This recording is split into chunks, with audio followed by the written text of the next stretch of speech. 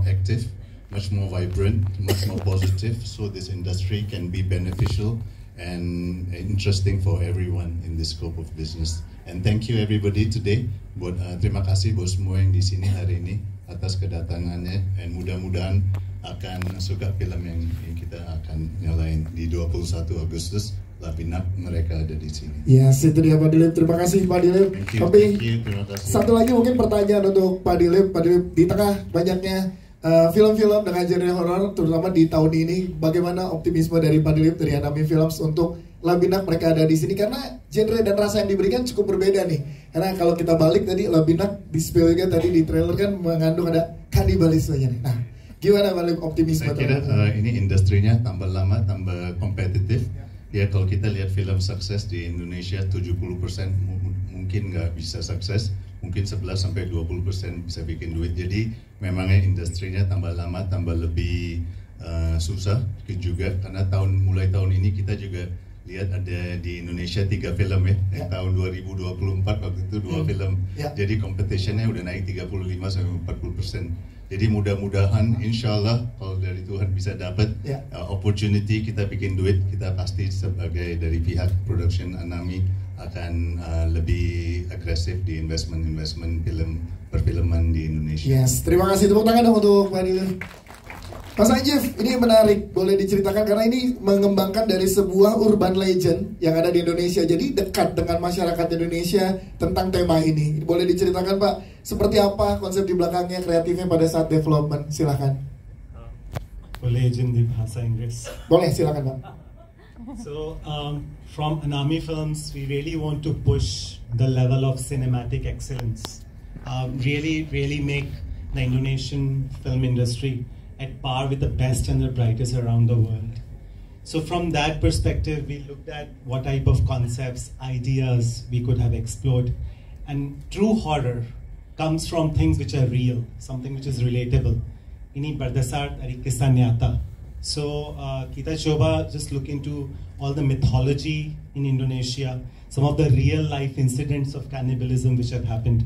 And our movie is inspired by something rooted in reality. So horror bukan hanya dari kuntilanak dan pocong.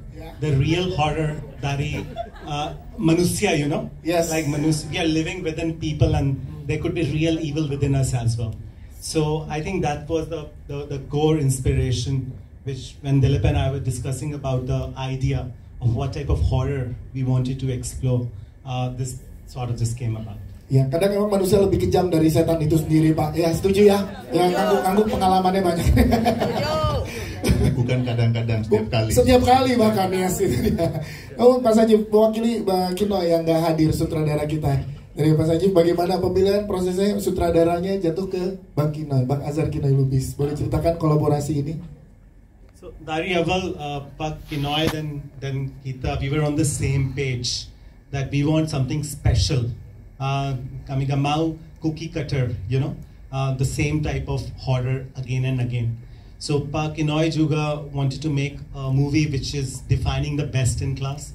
So from the script writing itself, kita kolaborasi, menurut Pak Kinoy, what does he think, what do we want to do, and by grace of God, we found people along the way who had the same idea, sama visi, sama misi.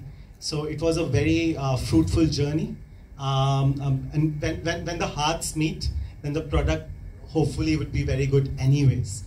So we really enjoyed. It was a very wonderful journey. Yes, terima kasih Pak Sajib penjelasannya. Kita ke jajaran cast sekarang. Sebelumnya ya, kayak ini horor banget tapi syutingnya nggak ada horornya sama sekali.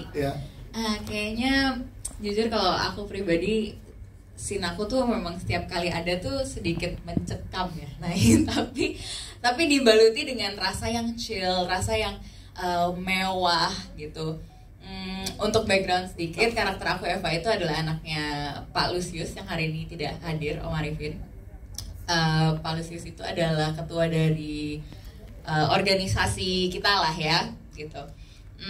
Karakter Eva itu very sweet, very nice. Cuman memang apa ya, memiliki sisi gelap dan semacam apa ya, kerinduan yang besar karena dia tidak memiliki seorang ibu gitu, dan dia tidak punya teman yang benar-benar true to her gitu. Nah disitulah datang ada karakter Yanti. Yes, jadi ada kedekatan emosional juga ya antara karakter kamu yang ke-build dinamikanya di film ini ya nantinya ya? Ya nanti harus ditonton lagi sih untuk pastinya ya Naya. Siap, nanti di 21 Agustus. Terima kasih cantik. Kita ke Saras, yes, Kak Emi Saras. Boleh dong ceritain sedikit karakternya akan seperti apa sih? Karena penuh misteri. ada yang boleh di-spill nggak hari ini ke teman-teman media? Silakan. Friendly and mysterious saya sebagai Ratih. Nah, sudah cukup gitu. Friendly banget loh. Friendly and Kenapa friendly harus lihat nanti tanggal 21 Agustus. Oke. Friendly banget. Terus friendly. Gimana ngobrol sama Bang Kinang untuk ngebedah karakternya gimana Kak Saras? Oh ya, tadi belum nyapa dulu ya. Sudah teman-teman, hai. Oke. Yang pasti ini karakternya tentunya menarik semua di film Labinak ini ya. Jadi dengan Bang Kinoy dari proses reading sama bersama teman-teman juga mendalami kompleksnya karakter ini dengan gimana caranya nih misterius tapi tidak, pokoknya bikin penasaran deh gitu. Nah ya. Kita tunggu ya penasaran apa jadinya ya.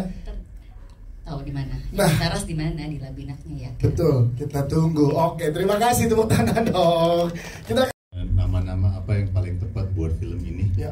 Jadi itu namanya anagram. Ya, kita kalau Labinak kita terbalikin ya. Jadi kata kanibal. Jadi LABINAK jadi kanibal. Jadi itu konsepnya biar sedikit unik aja cara-cara permainan title-nya. Ya. Jadi sebagai sekte juga, tapi sebagai kita reverse the word kanibal. Gitu. Oke, dan itu luar biasa. Jadi dibalik ya, ahasab kilap bahasa balik. Udah ada. Proses produksinya, boleh tahu berapa lama tadi ada pertanyaan? Saya kira lebih dari 1 tahun ya, dari konsep skripnya kita sampai draft ke 11, habis draft ke 12, baru habis itu kita syuting, habis syuting kita post productionnya juga lumayan lama karena masih ada sound, masih ada music, masih ada color grading, terus jadi seluruhnya lebih dari 1 tahun, mungkin 1,5 tahun. Wow, 1,5 tahun dan Agustus ini siap dipertontonkan untuk masyarakat Indonesia. Dan semuanya suka film ini. Siap, terima kasih Pak Adil untuk jawabannya.